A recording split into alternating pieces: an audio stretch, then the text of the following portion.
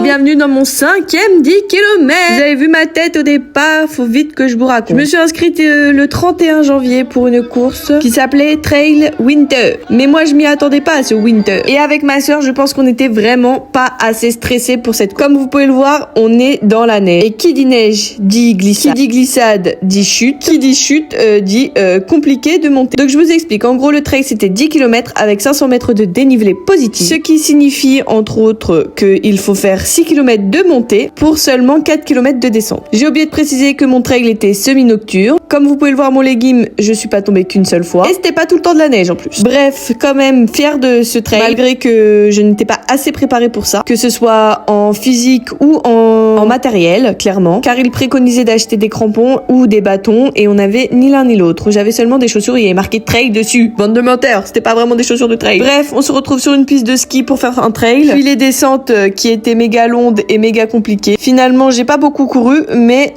c'était vraiment très très beau. Comme vous pouvez le voir aux images, je trouve ça magnifique, la neige. Mais plus jamais je fais ça. Pendant toute la course, j'étais là, c'est un enfer, pourquoi j'ai fait ça.